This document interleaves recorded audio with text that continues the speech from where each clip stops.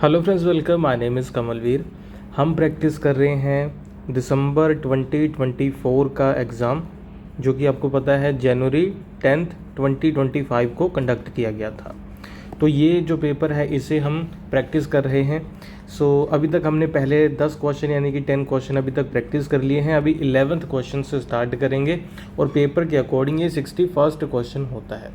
Okay, 61st question या 11th question है, What is true about the Vibrant Village Program? Vibrant village programme के बारे में क्या सही है ये आपको बताना है।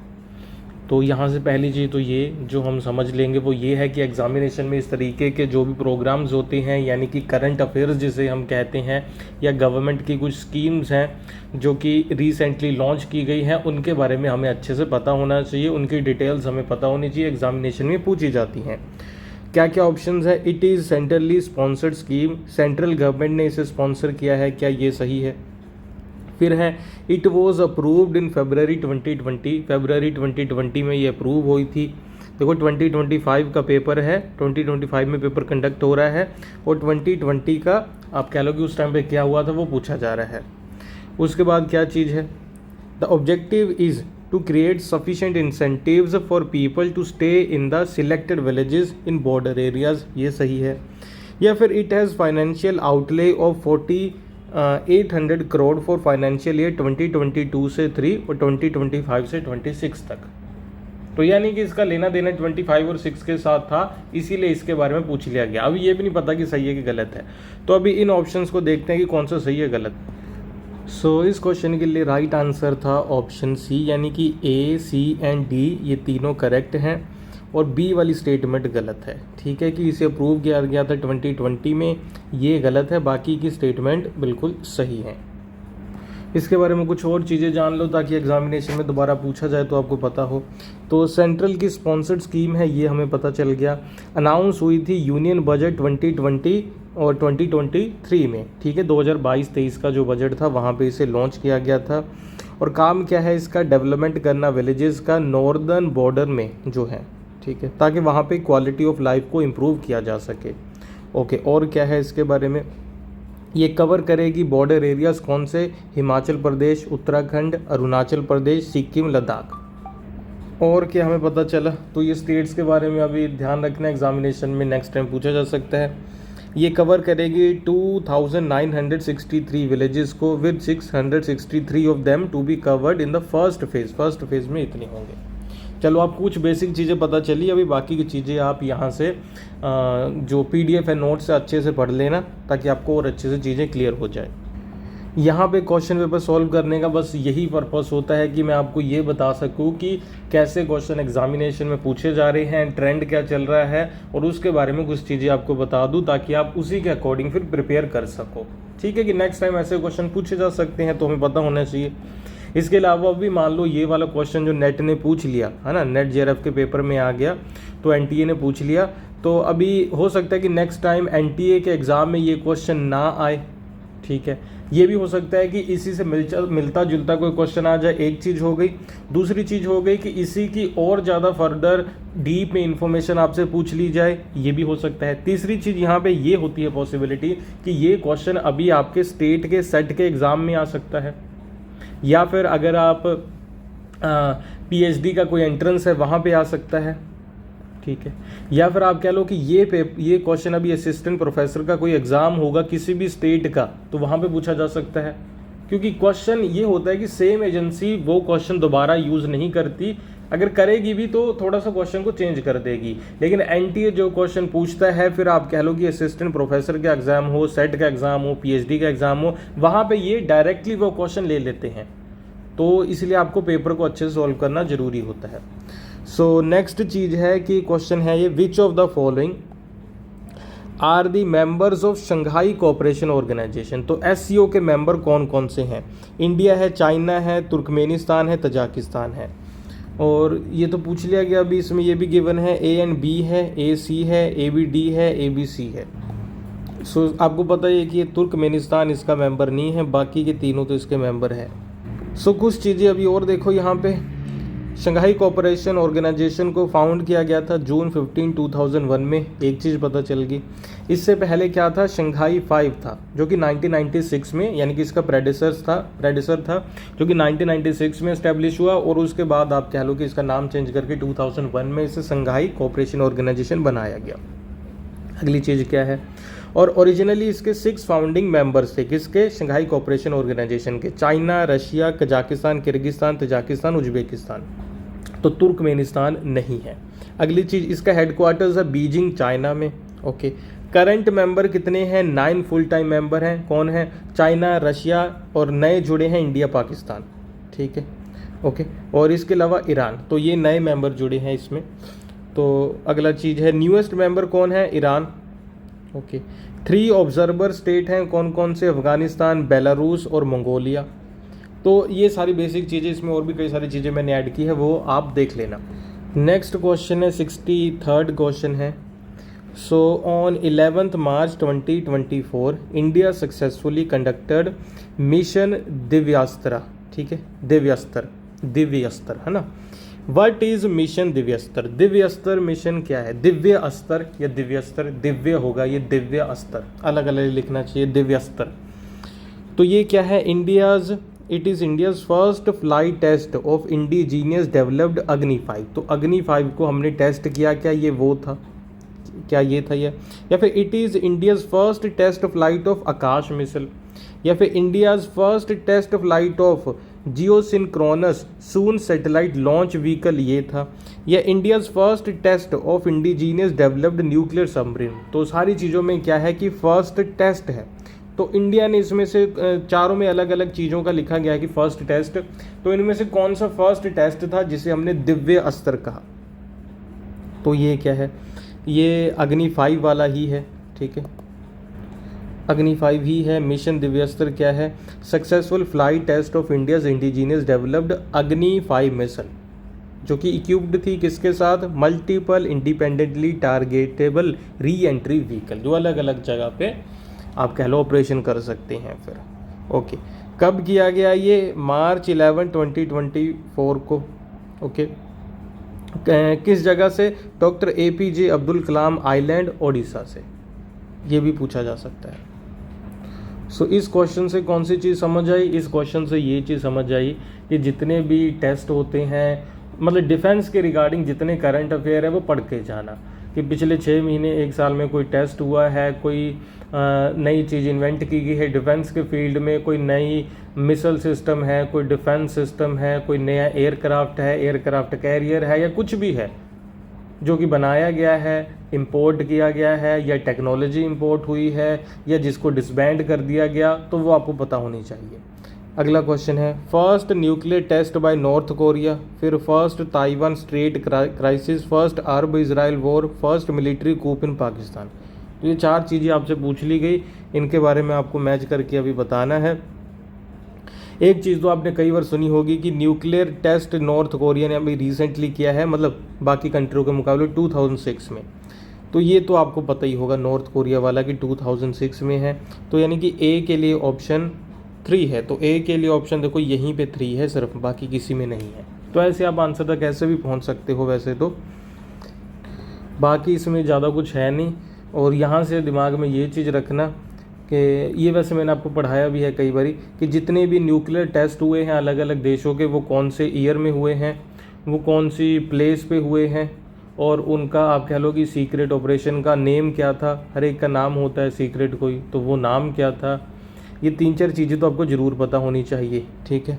और इसके अलावा कोशिश क्या करो कि IR वाला जब सेक्शन पढ़ते हो तो एक पूरा नोट्स बना लो, उसमें सारी चीज़ें ये लिख लो कि अलग अलग जो इंटरनेशनल इवेंट हुए हैं वो कब कब हुए हैं, कौन से साल में हुए हैं। जैसे क्यूबन मिसाइल क्राइसिस हो गया, ये अरब इजराइल वॉर हो गया, आप कह लो कि रेवोल्यूशन, जो अलग अलग कलर के रेवोल्यूशन है वो कब कब हुए, तो वो सारी चीज़ें आप देख लेना। 65th क्वेश्चन है, which of the following ministries, कौन सी ministry is responsible for the administrative control of BSF, ITBP, SSB, AR। तो अभी एडमिनिस्ट्रेटिव कंट्रोल कौन सी मिनिस्ट्री के पास है इन सब का, ministry of development of north east region, क्या ये है, ministry of defence, ministry of home affair, ministry of tribal affair. तो ये आपको लग ही रहा होगा कि नॉर्थ ईस्ट रीजन में तो नहीं है, तो सारी जगह काम करते हैं, तो ये तो गलत है। ट्राइबल अफेयर का भी नहीं लग रहा, क्योंकि ये सिर्फ ट्राइबल एरिया में नहीं काम करती। तो अभी इन दोनों में से कौन सा है ये देखते हैं। सो इन दोनों में से कौन सा है? Ministry of home affairs. इनके बारे में कुछ और ट्रिविया आपको बता दूं तो सबसे पहले BSF border security force establish हुआ था दिसंबर 1, 1965। देखो ये क्वेश्चन भी कभी आपसे पूछा जा सकता है कि क्रोनोलॉजिकल ऑर्डर में सेट करो। ओके, और इसका प्राइमरी काम क्या है? बॉर्डर को सिक्योर करना, है ना, बॉर्डर को प्रोटेक्ट करना। नाम से पता चल रहा है बॉर्डर सिक्योरिटी फोर्स। और ये मिनिस्ट्री ऑफ होम अफेयर्स के अंडर काम करती है, हमने ये बात कर ली, ठीक है। 2.5 लाख से ज़्यादा पर्सनल है इसमें। लार्जेस्ट बॉर्डर सिक्योरिटी फोर्स है वर्ल्ड में। ये कई बार पूछ लिया जाता है कि ये 4 स्टेटमेंट है, इनमें से सही कौन कौन सी है, तो इसलिए आपको ये बता रहा हूँ ट्रिविया। ओके, तो इसके अलावा इन्होंने क्रूशियल रोल प्ले किया 71 में, ठीक है, ये भी। इसके बाद ITBP Indo Tibetan border police, okay, ये बनी है 1962 में। ओके, किसके बाद? साइनो इंडियन वॉर के बाद। तो हमें फिर ज़रूरत महसूस हुई कि इंडो तिब्बतन बॉर्डर फोर्स हमें चाहिए। ओके, ये गार्ड करती है हिमालयन बॉर्डर को। कहाँ कहाँ पे? लद्दाख, उत्तराखंड, हिमाचल प्रदेश, सिक्किम, अरुणाचल, मतलब यहाँ पे जो बॉर्डर है हिमालयन बॉर्डर, उसको ये प्रोटेक्ट करती है, गार्ड करती है। फिर है SSB सशस्त्र सीमा बल, ये 63 में इस्टेब्लिश हुए हैं। ओके, फिर है असम राइफल, ये तो आप कह लो बहुत पुराना काम कर रहे हैं, 1835। ओके, ये ओल्डेस्ट पैरामिलिट्री फोर्स है इंडिया की। तो ये भी पूछा जा सकता है कि ओल्डेस्ट कौन सी है। मेन क्वेश्चन तो यही था ना कि सारे मिनिस्ट्री ऑफ होम अफेयर्स के अंडर काम करते हैं। नेक्स्ट क्वेश्चन करते हैं, आइडेंटिफाई द सीक्वेंस। देखो सीक्वेंस वाले क्वेश्चन आते हैं बार बार। From past to recent in which India sign the following agreement with US के साथ अलग अलग टाइम पे कौन कौन से एग्रीमेंट कब कब किए। तो इंडिया US के रिलेशन हम पढ़ते हैं, तो उसमें जितने भी एग्रीमेंट है सबको सीक्वेंस में देखो याद करना तो आपको पड़ेगा, ठीक है, कौन कौन से ईयर में हुए। इसका आंसर क्या है? C इसका आंसर है। बस आपको आंसर बता देता हूँ, बाकी आप ये खुद से कर लेना।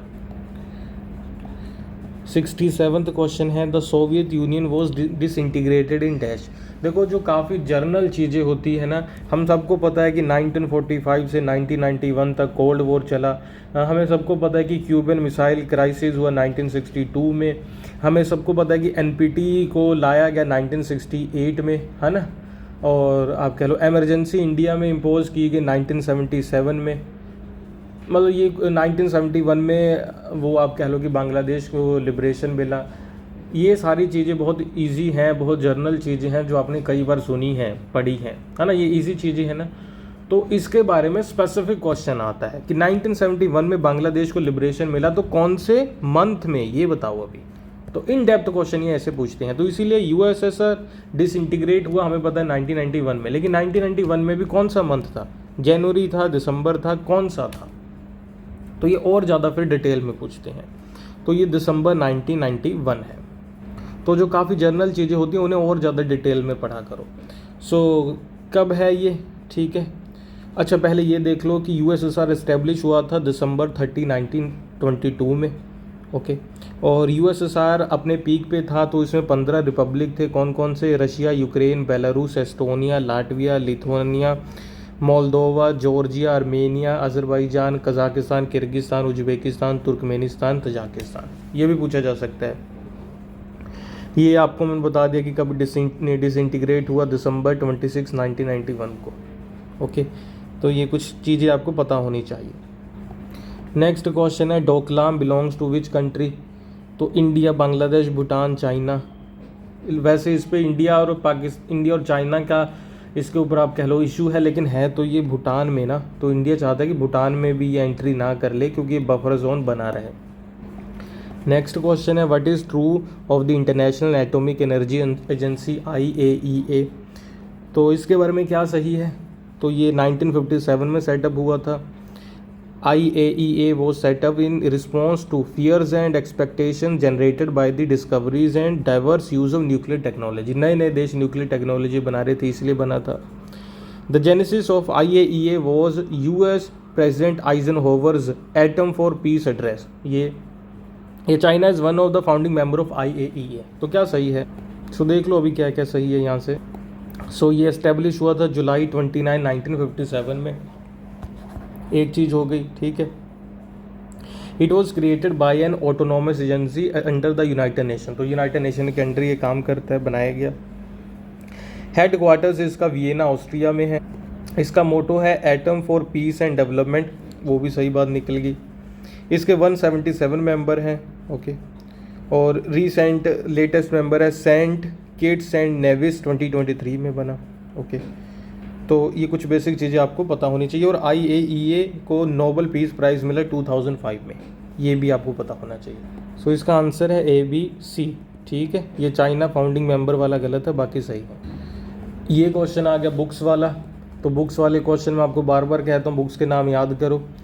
तो मैकाइवली, मोरगैंथो, रूसो, होब्स। मैकाइवली की कौन सी बुक है? हज़ारों बार हमने सुना है, द प्रिंस है। तो A के लिए 4 है और A के लिए 4 बस यहीं पे है। देखो एक बुक से भी कई बार काम चल पड़ता है। मोरगैंथो की बुक है पॉलिटिक्स अमंग नेशन, कितनी बड़ी बुक है, हमने कितनी बार सुना है। IR तो स्टार्ट ही यहाँ से हुआ, मतलब रियलिज्म। रूसो की बुक कितनी, रूसो ने सोशल कॉन्ट्रैक्ट की बात की, होब्स ने लेवियाथन की बात की, ये तो हमें पता ही है। तो ये तो इजी है। तो यानी कि कई क्वेश्चन बहुत इजी भी होते हैं और हमें एक आध बुक का भी पता हो तो हम आंसर कर सकते हैं, लेकिन आपको पता होना चाहिए फिर भी। सो ये थी आज की वीडियो अच्छी लगी है लाइक करना, चैनल पे नए हैं सब्सक्राइब करना। अगर आप प्रिपेयर कर रहे हो UGC net defence and strategic studies के लिए तो आप हमारे कोर्सेज ज्वाइन कर सकते हैं हमारे ऐप और वेबसाइट के ऊपर जाके। ऐप का नाम है अमन पाठशाला, वेबसाइट का नाम है amanpathshala.com। वहाँ पे आपको कंप्लीट कोर्स मिल जाएंगे।